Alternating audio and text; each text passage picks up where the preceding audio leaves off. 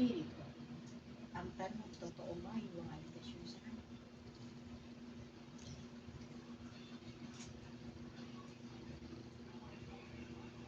Katotohanan nyo ito.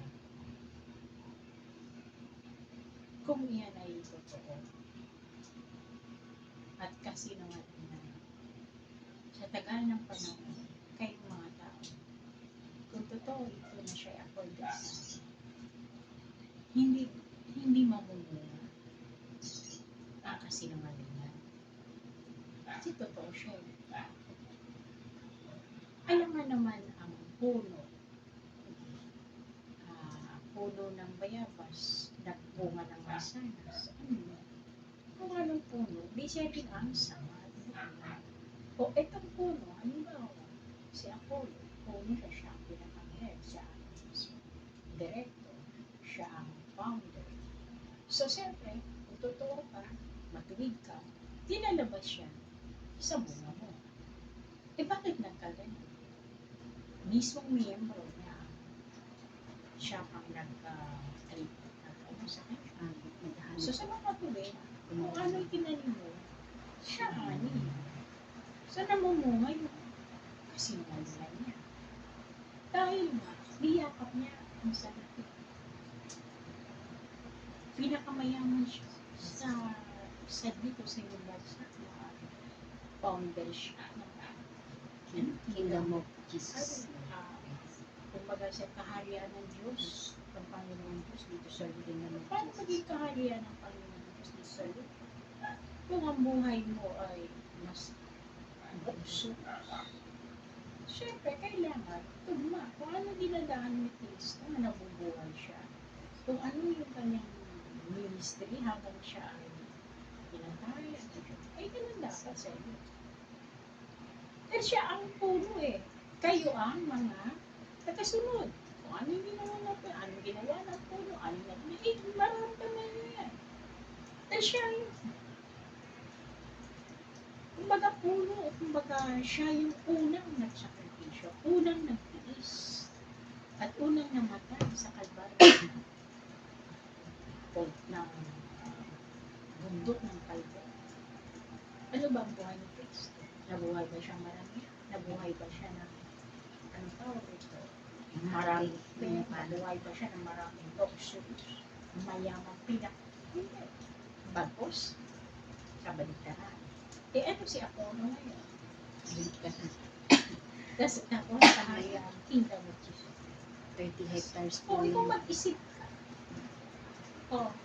ikaw ay appointed son, siyempre, patunayan mo, susundan mo ang baka si Kristo. Appointed kayo, di ba? Ba't ka na magiging appointed? Kung hindi mo sinundan so sinong appointed sa'yo? Di ang kaaway ng Diyos. Sinasabi mo lang appointed para anong gagawin? Linlangin ang tao o kaya kiligaw ang tao. Mula ang propeta. Kaya, di ba, nangyari yan sa ulang kabanata ng Apocalypse na maraming lalabas sa huling araw o panahon na mga bula ang propeta. O bakit kita na bula ang propeta dahil hindi nagkakatugma sa buhay ni Kristo at sa buhay niya. O kung mga tagasunod naman, bula, tagasunod na anong tagasunod mo? Ang tagasunod mo ay bulag ka. Kasi sabi ng Biblia, ang Biblia ay maraming interpretasyon. So, ang lahat ng interpretasyon mo, ito yung interpretasyon ng isang pastor o tatay na sariling kingdom. Dahil yun ang kanyang interpretasyon sa Biblia, sa salita ng Diyos. So, kumuha siya ng mga mananampalataya sa kanyang salita. Tao, libro, salita ng Diyos. Pero ang tao, malaya siya mag-interpreta sa gusto niya. Hindi naman Diyos. Diyos ang nagsalita. Pero siya, hindi niya kaya i-interpret ayon sa kalooban niya. Ayon sa wika ng Diyos. Ini-interpret niya sa sarili niya ay sikat. Dahil yung mga kanyang mga mananampalataya, tagasunod niya. Siyempre, mahusay siya, matamis siya. Biblia ang kanyang. Siyempre, mataas. Naniniwala. Dahil Biblia, salita din. Oo, salita ng Diyos ang Biblia. Pero doon sa pagpapa-interpretasyon mo, sa pagkakaunawa mo, bakit? Pinanong ba ang Diyos? Ama na. Ama, ano ba ang inyong paninindigan? Yung mga salita mo dito sa Biblia. Eh, di naman nakakausap ng Diyos eh. Diba? O, nakakatulog ba ang Diyos? Hindi. O, paano ka naniniwala na interpretasyon mo at paniniwala mo at pananaw mo ay siya rin pananaw ng Diyos? Kaya nga, masusulat na talagang darating na panahon, lalabas ng mga ano ka, mula ako sa pera.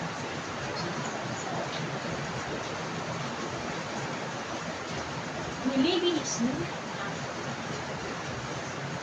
ang tao. Sino ang totoo sa kanila? Kaya nagtatak ng Espiritu Santo na hindi kayo malilis ng inyong pananampalataya dahil meron kayo mga saksi na mula sa langit na siyang magpapatotoo at siyang maggagabay sa inyo sa tunay na katotohanan. Eh ngayon, mga apo, tama, hindi na iniwara sa banal niya, papagamot mo sa sabihin, wala silang pananampalataya. Hindi ko rin. Pero, sa likod nun, walang laman. Ako, may laman ka, malayo ka, sa iyo pa sa iyo pa. Para ka rin tao na simunod sa Agos.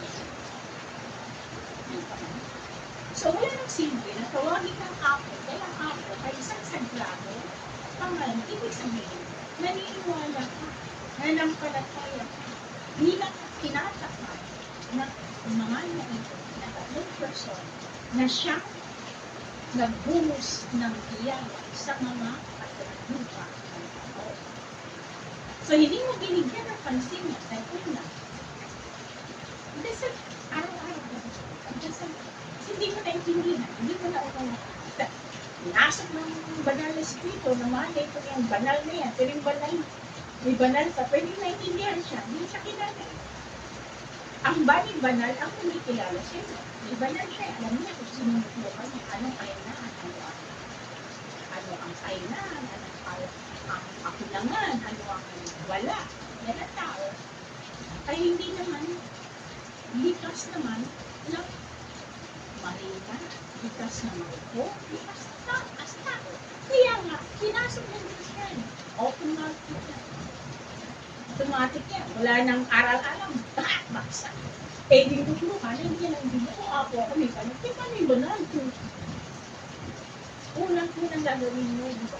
Pagdadasal ka, magninilay ka, sa ano ang gagawin mo sa mga tao. Kasi the Holy Spirit, yung grant dadasal ka, yung banal mo, nakikipagdaw ka sa para mabuhusang ka. Kaya ginahin mo na hindi. So, ano nangyayari? Na ang hindi ninyo, patuloy na nagiging kalulus-lulus. Dahil hindi nakikita ng Diyos na nag-iwanag ng mga iilan na tira ang Diyos at tira ang mga nabi, pero hindi ako ang pagkakilala. Ang ako ka naman, ako ka ng mundo, kaya ako pinipulisa. Diba? Roma. Kaya, pinaghati-hati mo. Story kayo. Hati kayo ng story. Dito sa lupa. Pag napag-akit mo sa mundo, dito na daw sa lupa. Pero saan ba sila galing? Ngayon, yung maliit na sacrifice ba rin, hindi rin perfect, hindi rin, wala rin. Wala rin naman, sila rin, hindi sila nalilito. Yung mga sinasabi nila, may naginawa ko bilang banal, hindi kayo magtuturo, nakako kayo. Pero, ako kayo. Meron kayo, community, na ito ay napapaloob at kinikilala ng universe. Diba? Okay. Buong mundo, buong universal. Wala na ang makakit. Ang hindi kinikilala sa mga ngayon ay sa lupay, gaya nila. Wala ang effect. Hindi nila pinapakilala ang halaga, ang mahalaga, ang kalutungan ng mga individu. Pag-usap ng Panginoon, hindi. So, sila kayo, sila ay at mga nila. At nila din sa Diyos, sabi, kahit sila nila, ay takot na takot sila sa Panginoon. Sila sa Diyos. Ang hindi na pag-asabi, ang hindi na pag-asabi. So, wala akong nangyari sa kanila. Kaya hindi na bumagalaw ang sabi sa kanila dahil wala naman mong gawin yung mag-praising ko yung kaya mo. Wala naman ikaw, hindi man kayo wala sinti. Bakit tinitira niya? Nakaaway na niya sa job. Kaya naman, lukan, kayo na nasa, Roman ka. Pero, nangyari, Paul, sa akin, Roman Empire, because ang mga mabalian nasa taas, mga bispo, ay nagkakamali. Dito nila ng makasensya ang katawan sa Christ. Doon lang ang kaya hindi sila naging kaya. So, Mama Mary, siya may ang Diyos. No test. Pero hindi yan nakita ng Lord. Alam nila, tanggap nila, may lang nila kay as nila. Bilang reyna ng gamit ito, pero hindi na kinakilala mahal ng Diyos. As makapangyarihan, as katulad ng grasya, pagka-Diyos, makahanap si Diyos. Yun ang pagkakas. Ngayon, bilang ako ba, hanggang ngayon, nalipin ako sa babae. O ang mundo. So, makatuloy, narinig. Dahil, hindi nakapasa yung mga dating miyembro, kaya sa taas. Hindi mo ako makakilala. Hindi mo ako matanda dahil tumunod. Dahil marami ko napasok. Inaabot. So, nila kalaman niya. Dahil Maria pa, iwanan. Awang-awang siya. So, sana, hindi ka magbawa. Ay may trabaho. Awang ka ng mga taliban. Pero, ang awal, kalaman mo, alam mo. Yun ang awal.